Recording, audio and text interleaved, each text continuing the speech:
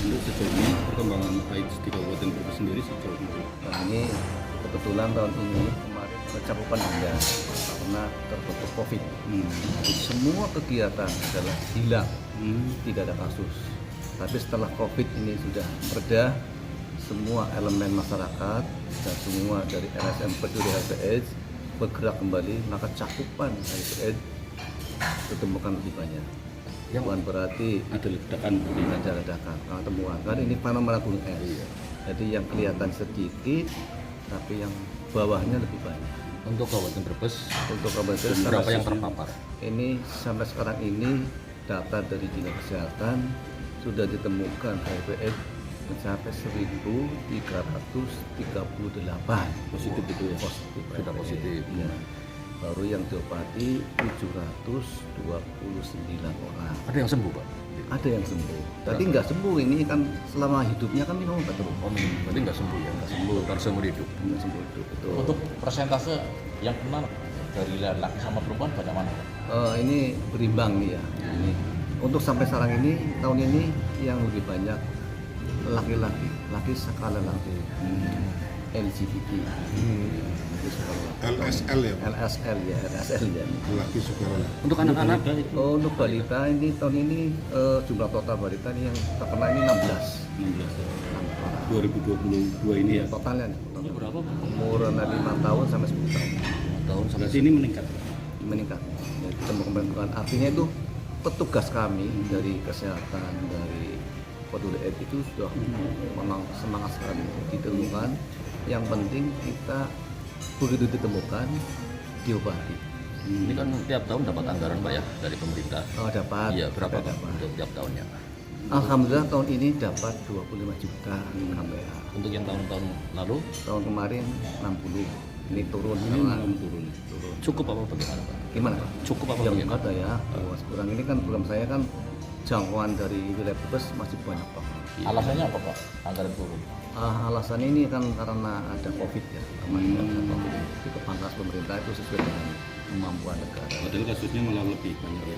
Nah, untuk menyikapi kekurangan tersebut, mencari dananya dari mana? Nah, ini kita menggandeng dengan LSM peduli AIDS, namanya Yayasan Lekat dari Tegal. Dari Tegal ini dia mencari anggaran sendiri Ya. dari Jakarta, dibantu oleh Global Fund. Alhamdulillah dia menangani kegiatan LSM, Waria, dan WPS. Waria. Iya. Untuk menekan lonjakan Kita dari KPA kami koordinasi dengan ada 3 pilar.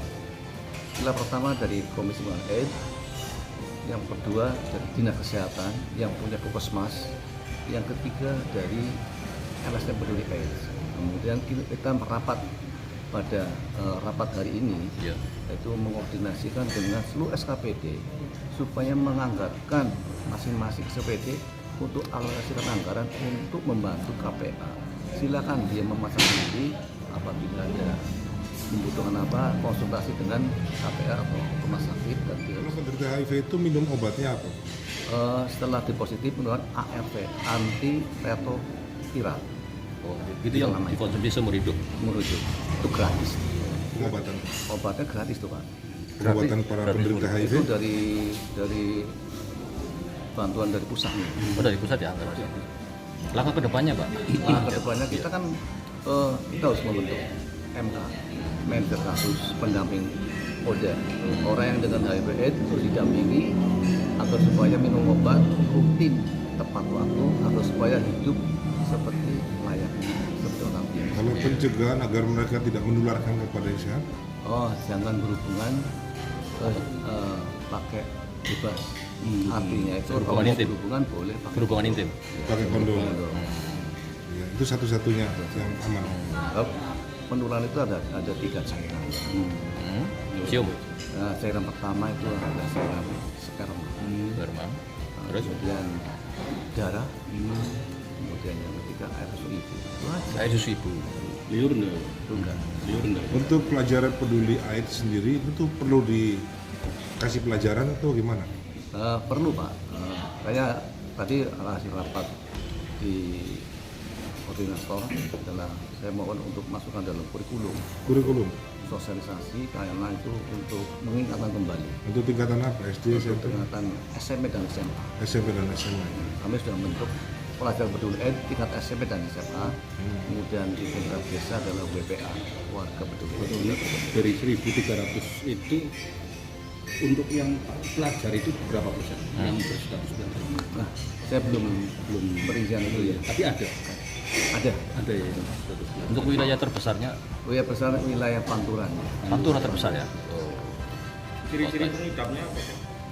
Iya, Itu jadi tidak ketahuan. tidak ketahuan. Terus nggak baik. Enggak. Nah, kalau sudah mencapai untuk AIDS-nya itu bisa kelihatan. Oh bisa. Tapi kalau masih high, Kalau batuk, contoh misalnya, kalau kayak TB, TBC itu harus tes dengan karena apa? TBC nggak sembuh-sembuh, berarti kekebalan kurang, harus tes.